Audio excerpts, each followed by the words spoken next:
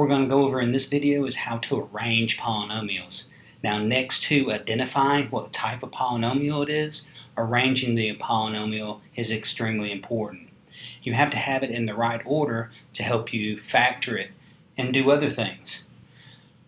The order that we're going to go over is descending order, which some people will call standard form. Here are the rules for putting a polynomial in standard form or descending order. The first thing you look at is alphabetical order. That means you pick out all the things that have A's, all the things that have B's, all the things that have C's, and put them in that order first. So if you have 5 terms and 3 of them have A's, then you need to look at those 3. Don't even worry about anything else. Just look at the 3 that have an A in it, and you need to make a determination of which one of those goes first, because that's what we're doing. We're putting these in the right order. One of the terms needs to go first, one of the terms needs to go second, third, fourth, so on. And the first thing you look at is alphabetical order. You look at everything that might have an A. If you do have 3 things that have an A, then how do you tell which one of those 3 goes first? You look at the exponent. Whichever one of those has the largest exponent of those goes first. So look at alphabetical order first, choose those, and then of those you look at exponents. Whatever number does not have a variable, that always goes on the end. The constant always goes last. So alphabetical order is first. Of those, then you look at the exponent, whichever one has the biggest exponent, and then the constant always goes on the end. So let's look at some examples. Here's our first example using these rules. First off, alphabetical order. Right now, all these terms have the same variable, so I don't have to worry about alphabetical order. The next thing I need to look at then are exponents. Which one has the largest exponent? Of these, this negative x squared, remember, this sign goes with this term. So if I start to put this in the correct order and I pick this up and put it in the front, that sign has to go with it. This is negative x squared, and that needs to go first based on the fact that it has the largest exponent. There are no different letters, so the largest exponent is the next thing I need to look at. So this negative x squared needs to go first. Then negative 9x. That has an exponent of 1. And then the number that doesn't have a variable, the constant, goes on the end. This is in standard form. This is in the right order that it needs to be. Next example. The first thing I worry about is alphabetical order. So I have A's and B's. I need to look at all the things that have an A. This has an A, this has an A, and this has an A. Those are the ones I need to choose from next. I'll look at alphabetical order first. Now I start looking at exponents. Of these 3, which one has the biggest exponent? That would be 8a squared. It was in the right spot. Now I need to make a determination between these 2. This one has an A and this one has an AB. It's like putting things in alphabetical order.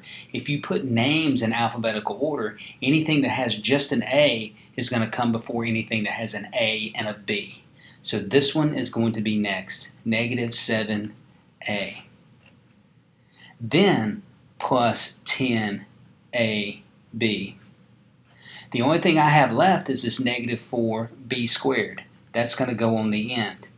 And some people are going to say, but that has a bigger exponent than these. Remember, alphabetical order is the first thing you look for.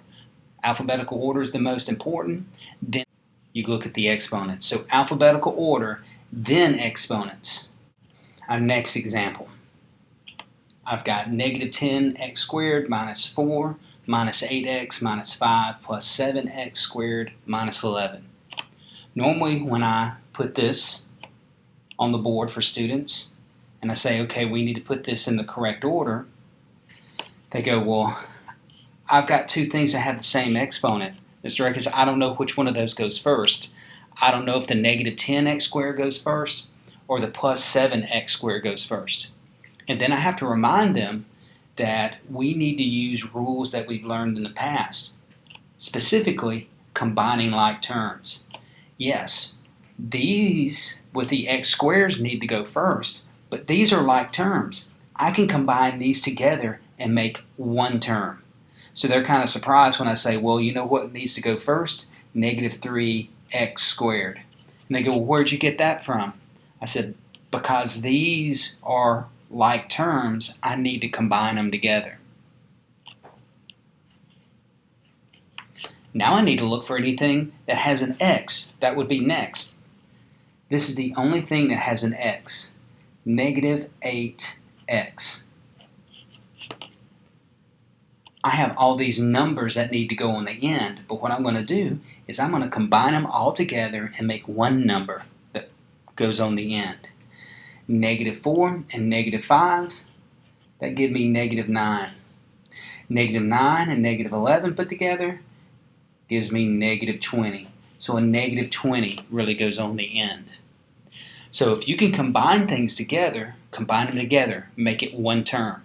This is really a trinomial. This only has 3 terms. That's another type of question they could give you. They could give you this and they could say, what type of polynomial this is. A lot of people go, well, it's a polynomial.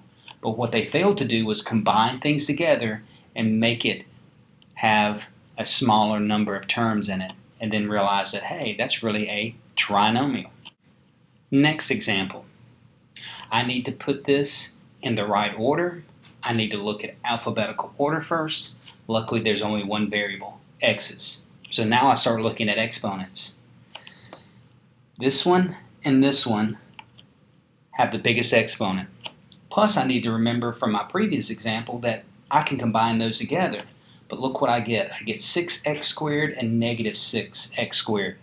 If I combine those together, I get 0x squared. I don't write 0x squared. What that 0x squared is telling me is there are no x squares actually in this problem. The next would be my x's. I've got a negative 3x and a negative 3x. I combine those together, get negative 6x. Numbers go on the end. I've got 2 numbers I need to combine together, a positive 10 and a negative 10. If I put those together, I get 0. Again, the only time I would write 0 on any of these problems is if there was nothing left. The only thing I have left is negative 6x. I've put that in the correct order. Once I put it in the correct order, I found out that there was really only one term in this polynomial. And a polynomial that has one term is a monomial.